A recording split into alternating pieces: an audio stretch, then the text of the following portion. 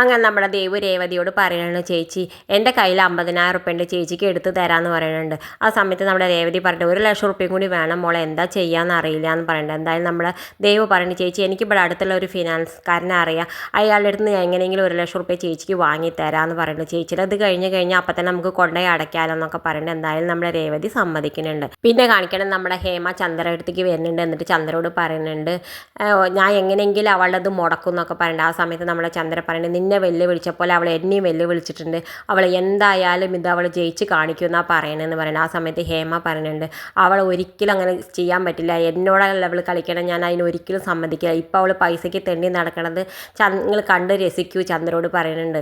ആ സമയത്ത് ചന്ദ്രയ്ക്കാണെങ്കിൽ വലിയ സന്തോഷമുണ്ട്. എന്തായാലും പിന്നെ കാണിക്കുന്നത് നമ്മുടെ ചന്ദ്ര വീട്ടിലേക്ക് വരുന്നുണ്ട്. വരുന്നത് തന്നെ നമ്മുടെ രേവതിയോട് ദേഷ്യത്തിലാണ്. എന്തായാലും നമ്മുടെ രേവതി ആണെങ്കിലോ വർഷയുടെ തല ഇങ്ങനെ തുറത്തി കൊടുക്കുന്നുണ്ട്. ആ സമയത്ത് നമ്മുടെ ചന്ദ്ര വരുന്ന സമയത്ത് പറയുന്നുണ്ട്, നീ ഇപ്പം എന്ത് പൊന്നാര കാണിക്കണം, അവളുടെ തല എന്താ അവൾക്ക് തോർത്താൻ വെക്കില്ലേ, ഞാൻ 3 ആളെ പ്രസവിച്ചതാ, ഇതിപ്പോൾ എന്ത് പൊന്നാരാന്നൊക്കെ ചോദിക്കുന്നുണ്ട്. ആ സമയത്ത് രേവതി പറയുന്നത്, എൻ്റെ അമ്മ ഇപ്പോൾ ഒന്ന് തല തുടച്ച് കൊടുത്തു വെച്ചിട്ട് എന്താ പ്രശ്നം എന്നൊക്കെ ചോദിക്കുന്നുണ്ട്. അത് കേട്ടുകൊണ്ട് നമ്മുടെ സച്ചി വരുന്നുണ്ട്. ആവും അമ്മ എപ്പോഴെങ്കിലും സമ്മതിച്ചല്ലോ, അമ്മ 3 ആളെ പ്രസവിച്ചു, ഞാനും അമ്മയുടെ കുട്ടിയാണെന്ന് അമ്മ സമ്മതിച്ചല്ലോ, എനിക്ക് വലിയ സന്തോഷമായി എന്ന് പറയുന്നതൊക്കെ ചന്ദ്രയ്ക്ക് കേൾക്കുമ്പോൾ മുഖത്ത് സന്തോഷമൊന്നുമില്ല, ദേഷ്യം മാത്രമേ ഉള്ളൂ നമ്മുടെ രേവതിയോട്. എന്തായാലും പിന്നെ കാണിക്കുന്നത് നമ്മുടെ ദേവു ഫിനാൻസിലേക്ക് പോകുന്നുണ്ട് പൈസയുടെ ആവശ്യത്തിന്. ആ സമയത്ത് നമ്മുടെ അരുൺ വരുന്നുണ്ട്. എവിടേക്കാണ് നീ പോകണമെന്നൊക്കെ ചോദിക്കുന്നുണ്ട്.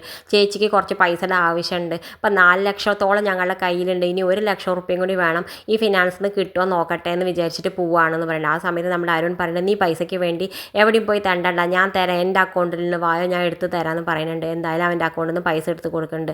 അവൾക്കാണെങ്കിൽ വലിയ സന്തോഷമുണ്ട്. എന്തായാലും നമ്മുടെ ചേച്ചിയെ വിളിച്ച് പറയാൻ പറയുന്നുണ്ട് നമ്മുടെ അരുൺ. എന്തായാലും നമ്മുടെ ദേവു രേവതിയെ വിളിച്ച് അറിയിക്കേണ്ടത്, ചേച്ചി പൈസ കിട്ടിയിട്ടോ എന്നൊക്കെ പറയുന്നുണ്ട്. ഇതൊക്കെ കേൾക്കുമ്പോൾ നമ്മുടെ രേവതിക്കാണെങ്കിൽ വലിയ സന്തോഷമാവുന്നുണ്ട്. എന്തായാലും നാളെ അഡ്വാൻസ് കൊടുക്കാമെന്ന് തീരുമാനിക്കുന്നുണ്ട്. ഇത് കാണിച്ചുകൊണ്ടാണ് ഇന്നത്തെ പ്രൊമോ അവസാനിക്കുന്നത്. ഇതുപോലെ പ്രൊമോ വിശേഷങ്ങൾ നിങ്ങളുടെ മുന്നിൽ എളുപ്പത്തിലെത്താൻ ഈ ചാനൽ ഒന്ന് സബ്സ്ക്രൈബ് ചെയ്യാൻ മറക്കരുത്.